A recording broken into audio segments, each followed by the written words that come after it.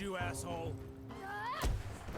Nothing too intense here, these first two guys, but it is a good chance to see, you know, how even these guys take longer to take down. Typically, you know, 3 moves without these modifications, I can take these guys down. So you already get a sense from the jump here that guys are going to be a bit harder. That sweep took a lot of damage off, or that move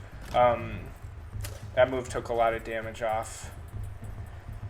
So yeah, remember, no shortcuts and use as many weapons as you can. So get that pipe, you can't take the shortcut. This is one of my favorite areas because it gives you a chance to throw guys off the balcony, which is always pretty fun.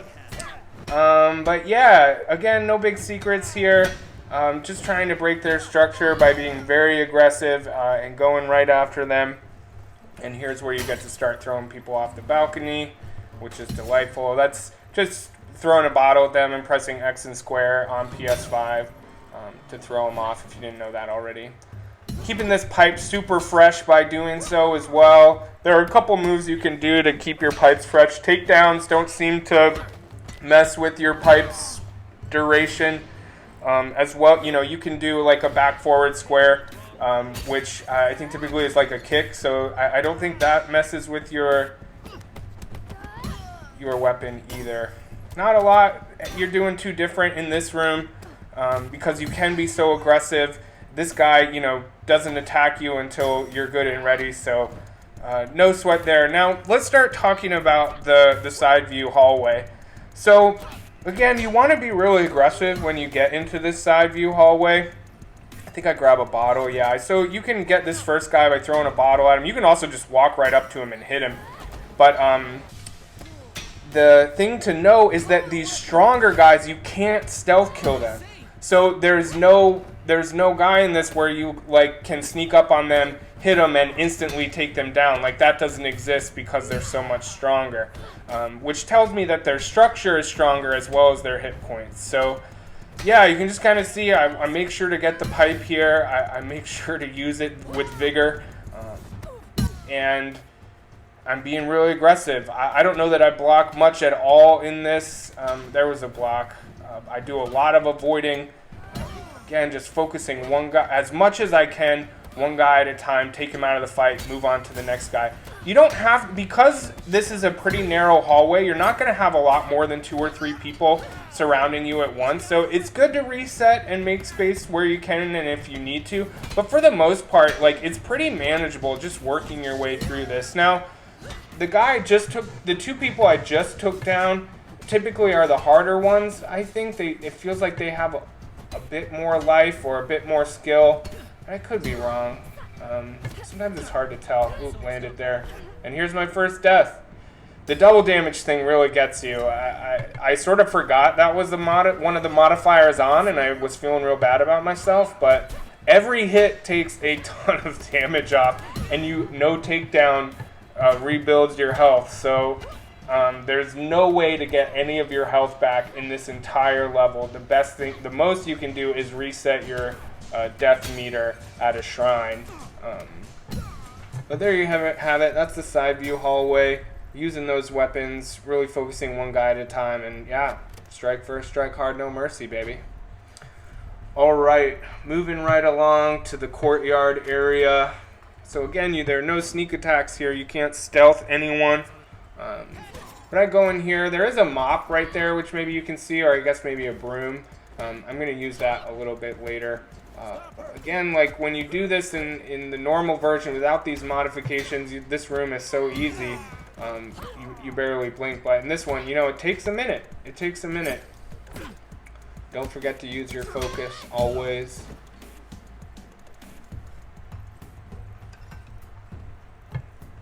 So this is a place where typically that would be enough for me to do an instant takedown, but he's got too much structure, so it's not going to happen. Yeah, you can see that one punch, that knee to the gut. Oh my goodness, these 2 are kicking my ass. I want to say it's the modifications, but really that was just not very good. So anyway, got through it, but it's not looking good. I'm almost certain that I die in this next section. But yeah, use that environment too. That could have been a tip. It's just sort of like you need to do all the things you typically do. You just have to do them more often and better. But I really want that pipe. So, oh man, yeah, I sweep that. I disarm that guy, but then I get kicked. So my death meter's at 2. And I also know that in this section, when you beat it or when you take down a certain guy, your death meter will go down. I think this is the first point in the level where your death meter can go down. So just keep that in mind. If it means you need to like make more space or take your time a little bit more just to make sure. Ooh, that took a lot of life. You know, feel free to do that. So that's the guy. I guess it's that tattooed guy that brings your death counter down. Now remember in this section too that either the tattoo guy or the suspender guy can turn into, like, go into fire mode. So don't take them down. You want to just keep attacking until they're knocked out. Don't do a takedown with those guys. And yeah, you can see I always save this broom. There's a pipe out in the courtyard, so I use that pipe to get through those 3 guys, and then I bring the broom to the next section. Sometimes I'll even drop the broom. You can drop weapons now by just holding R1 on PS5.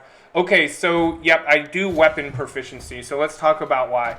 So their damage is a lot worse, and weapon proficiency makes your weapons a little bit more powerful. So the reason I chose that and not, like, bringing the death counter down to 0, even though I think it was down to 1, I think that's a good one, is bringing your death count down to 0, especially if your death count's quite high. Of course, that's going to be all about survival. But because there are so many weapons in this level, and really at every turn, I really leaned into weapon proficiency. I wasn't worried about the weapons lasting very long and improving their durability. I was more interested in the proficiency because I need to do more damage because these guys are stronger, more powerful. So that's my rationale. For shrines in the squad leader goal, I really focused on weapon proficiency and yeah, putting the death counter down to 0. I also really like having this broom for that guy. You can pretty much just triangle, triangle, triangle, or like heart attack, heart attack, heart attack, or strong attack rather, over and over, that big guy in the last room. Alright, so we're going to get into the office now. So again, this isn't the biggest, you know, it's not as big as this is like the money counting room, and then you kind of have the drug room later that's massive in 2 levels. But obviously I'm coming up to, I know that guy always picks up the pipe, so I'm going to him first because hell, I want that pipe, you don't get to have it. And I'm going to use that pipe to actually, yeah, just rip through these guys. So going after one guy at a time, doing takeouts as often as I can, making space wherever I can. What the hell happened there? And remember too, what's really nice, you know, you don't want to put yourself in a corner, but every time you kick someone into an object, you know, like a desk or, oh man, how did I not get out of the way of that? He telegraphed that from a mile away. But if you kick someone, it does damage, and then if they back, like if you kick them into a desk, that does a bit extra damage. So, you know, kind of sticking around objects and walls can be good, but of course don't get yourself into a corner. That's the last thing you want to do.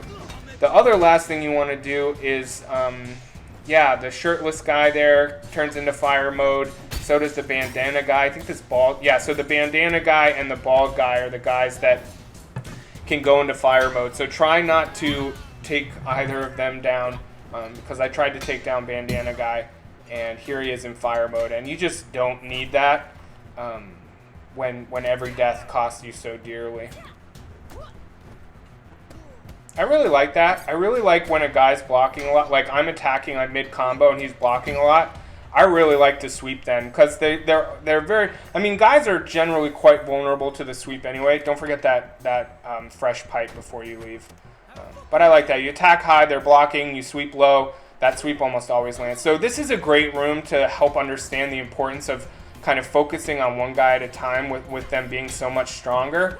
So that first guy, I just know every second I'm not attacking him, his structure gets to come back. So I'm really just getting after him. And then once it's one-on-one in this room, you're gonna be just fine.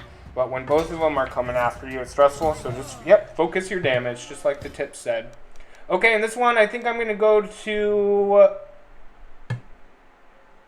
I guess I thought about weapon durability for a second, but I'm going to go back to weapon proficiency. Like I said, I focused on weapon proficiency to do as much damage as possible because these guys are stronger. So we're going to get into the drug making room, the drug packaging room, maybe? Not sure. And again, like this first guy, typically I can get a stealth kill. We all can get a stealth kill out of him, but not so much.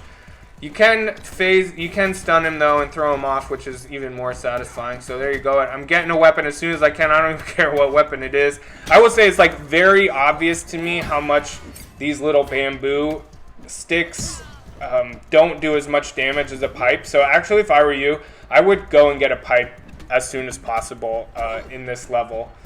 One, so that you have it and an enemy doesn't get it, but also because it's just going to do more damage. This really doesn't do as much as the pipe. At least I don't think it does. I can't back that up with like any math or real measuring. All right, so a couple people can go into like fire or berserker mode in this. I'll try and point them out when I see them.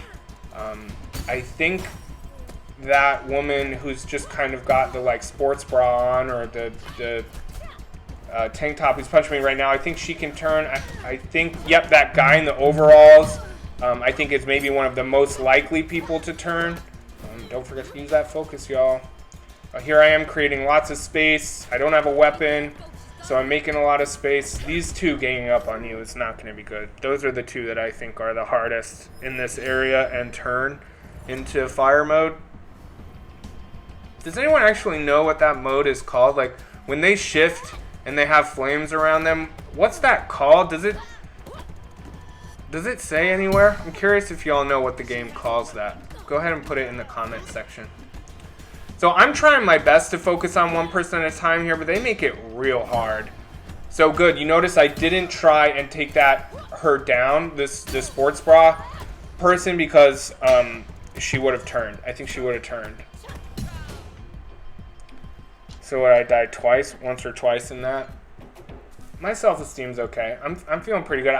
So I did this in my first try. I could have done a few runs and got you something that had me dying less. But, you know, I think it's good to show like it is what it is. It's not the perfect run. It gets the job done. What am I? I think it looks like I'm 28 right now. So nobody turns in this. Was I able to sneak attack that big guy? Maybe I was. So yeah, typically I come in, I drop my pipe in that room by holding R1. Sometimes I'll do that. In this case, I use the pipe to get through that level, to get through that area rather. So what am I doing now? Weapon proficiency. So 3 weapon proficiencies. I think my death counter is up to like 2 or 3. So I would say it's like when your death counter gets to 4 or 5, you probably need to reset it. But until then, you're going to be okay. I think you're going to be okay. So Fajar with the strength and everything. So fortunately, Fajar is not the toughest boss. But of course, everything that he lands does double damage, and when his knife comes out in the second round, it's pretty scary. But you can see I'm being very aggressive here. His attacks are so repetitive, and you can avoid and open up that window. That combo is square, triangle, triangle, triangle, or light, hard attack, light, strong attack, strong attack, strong attack, and it will knock him on his ass, and you can do a ground and pound just like that. So that's what I do when he does his like 3-move combo, 1, 2, 3. I just avoid on the last one. Sometimes it's a straightaway kick. Sometimes it's like an overhead sort of kick. And so as long as you dodge that, it'll open a vulnerability window, and you can square, triangle, triangle, triangle him and get a ground and pound. Does plenty of damage. Honestly, it's the big rooms. In my experience of this challenge, it's the big rooms where you're going to die, not Fajar. Like, only having one guy to worry about, I don't know, it just was way easier. The big rooms, it's like one person hits you, and then if 2 people hit you, it's like, okay, that's a life. So you can see I got a weapon. I always try and use a weapon here because I'm doing a lot of dodging, and of course this helps with your structure. If you block with a weapon, does a lot less damage to your structure. I also find that in this part, it's kind of cool because you don't really need a vulnerability window to attack Fajar. He can like land an attack, or if you just block all of his attacks in between his a full combo and his next combo, you can attack and he won't block. It's like he's in a constant vulnerability window after he attacks. So, I mean, I'm doing a ton of structure damage here. I mean, oh man, that move, I've talked about it before, but getting kicked is bad enough, but when that bamboo pops up behind you, I just want to freak out. Like, I just want to freak out. So he's landing a couple moves here. I don't have my weapon anymore. Let's see if I'm going to go get another one. Nope, I got him. So I think I get a little cocky here and actually move to spare him, which you shouldn't do. You absolutely don't have to do. You can kill him.